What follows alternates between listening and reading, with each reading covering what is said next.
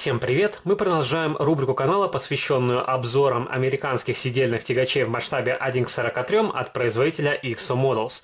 И в сегодняшнем видео хочу вам показать довольно необычный и вполне интересный грузовик GMC General, который копирует прототип 1988 года. Это относительно свежая новинка, которая появилась в продаже не так давно. Ее рекомендованная розничная цена варьируется от 25 до 35 евро, в зависимости от магазина, где вы будете ее покупать. И свой грузовик я взял за 30 евро, мне его дешевле не достать, и в принципе это довольно хорошая модель, с учетом того, что подобных GMC General в 43-м масштабе никто больше не выпускает. И, например, был GMC General у AMT в масштабе 1 к 25, это сборная пластиковая модель, но там все же грузовик копировал прототип 80-го года, и, кстати, 80-го года грузовик тоже есть у XO Models, и на него я делал детальный видеообзор. Но кто не видел предыдущий видеоролик, я покажу вам старый GMC General в сегодняшнем видео. И давайте не будем медлить, распакуем коробочку, посмотрим на этот замечательный грузовик поближе и сравним его с другими грузовиками от XO, которые есть в моей коллекции. И здесь модель поставляется в довольно крупном боксе, и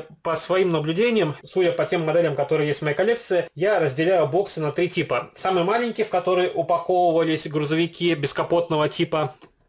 Если его поставить на этот бокс, видите, сколько здесь расстояние. Также есть средние боксы, в которые упаковываются капотные сидельные тягачи. Здесь уже расстояние меньше. И самый крупный бокс, в который упаковываются длинномерные грузовые автомобили. На нижней стороне данной упаковки есть различная информация, с которой можно ознакомиться. Указан официальный сайт, на котором выкладываются анонсы. Также есть наклейка с артикулом модели, по которому можно ее найти в интернете. И указан прототип GMC General SBFA. И модель копирует прототип 1988 года. И эта модель сделана по лицензии General Motors. Кстати, добавили вот такую голографическую наклейку с QR-кодом. Что она означает, я не знаю. Скорее всего, проверка подлинности лицензии. Давайте распечатаем коробочку. Я модель из бокса еще не вынимал, но уже ее осматривал. И есть небольшие дефекты, о которых я расскажу в рамках данного видеообзора. Но я не стал обменивать модель, потому что следующая может прийти тоже с небольшими дефектами в других местах. И в принципе эти дефекты не столь критичны. Модель окрашена в двухцветный вариант. Серебристый верх, темно-серый низ и красная разделительная полоска. И темно-серые элементы, скорее всего, в виде декали. Я не могу точно сказать, но из-за того, что здесь есть небольшое повреждение на переднем правом крыле, такое ощущение, как будто просто оборвался кусок декали. Если у вас есть такой же грузовик, то напишите в комментариях, как окрашена или нанесена в виде декали нижняя часть на вашей модели. Кабина изготовлена из металла, спальный отсек сделан из пластика, как и на других грузовиках от этого бренда. Хромированные задние и передние колесные диски. Они довольно хорошо проработаны, а вот покрышки оставляют желать лучшего. Можно было сделать их более детализированными. И, кстати, на этом грузовике немножко изменили тип протектора. Я вам покажу другие капотные сидельные тягачи, которые есть в моей коллекции. У них протектор другого типа. Вот так выглядит передний колесный диск. Топливные баки из двух половинок. Шов идет на самом видном месте. Его тоже можно было как-то спрятать. Но что есть, то есть. Также присутствуют хромированные лесенки. Но как по ним забираться, тоже у меня оставляют вопросы. Потому что они идут с углублением под спальным отсеком. На спальном отсеке добавили поручни. Это пластиковые детали в хроме. Также в хроме сделаны зеркала заднего вида, поручни на кабине грузовика, дверные ручки обозначили серебристой краской. Не очень хорошо сделано разделение на красном орнаменте. Как видите, линия не доходит до дверной ручки, но издалека она выглядит все равно более-менее нормально. И опять же, не стоит чего-то экстраординарного ожидать от этих грузовиков, потому что они в низком ценовом сегменте. Конечно, в России цена на них может варьироваться от 4 до 5 тысяч рублей, но, опять же, повторюсь, в Европе эти грузовики можно взять и за 25 евро, в некоторых магазинах я видел. Рабочее седло. Задние фонари обозначены просто красной краской. Установили регистрационные номерные знаки штата Калифорния. И, конечно, этим сидельным тягачам не хватает полуприцепов.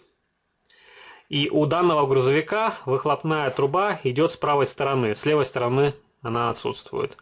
Здесь перекрывает выход выхлопной системы топливный бак.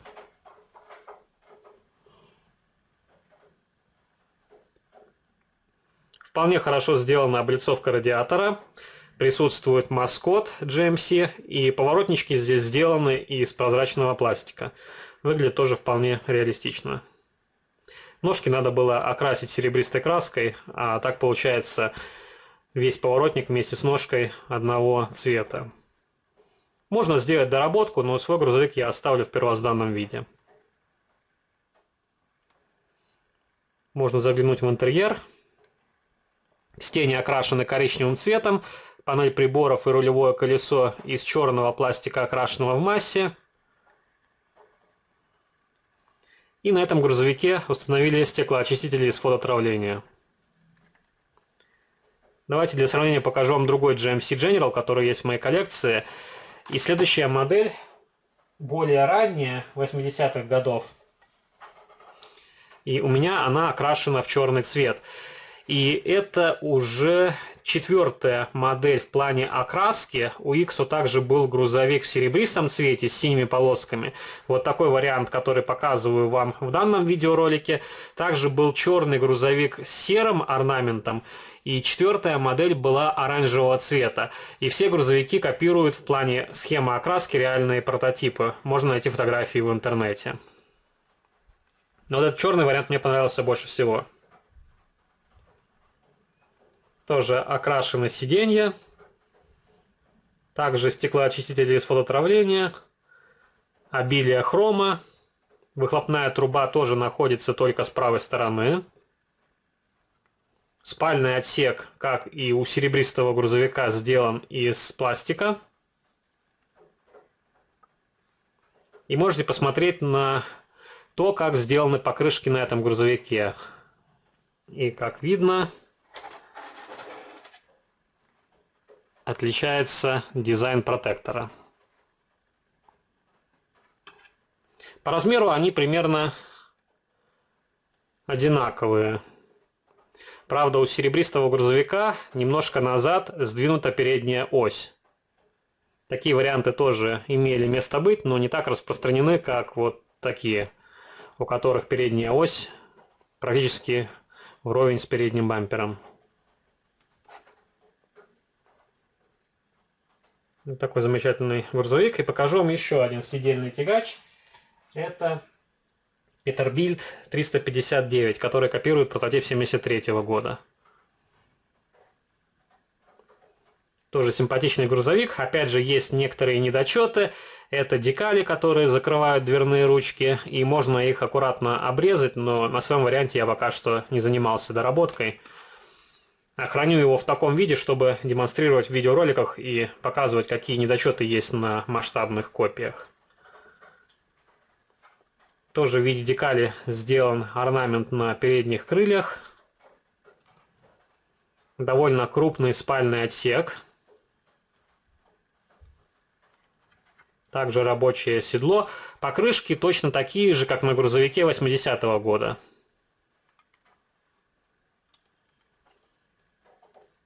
И другой дизайн колесных дисков. Здесь много мелких сквозных отверстий, а на этом грузовике два крупных сквозных отверстия, как на колесных дисках от Maestro Models. Кстати, можно заменить колесные диски и покрышки на аналог от Maestro, но у меня в коллекции уже не осталось свободных покрышек, а пока что заказать новую резину нет возможности. И опять же, там резина Continental будет более нового типа.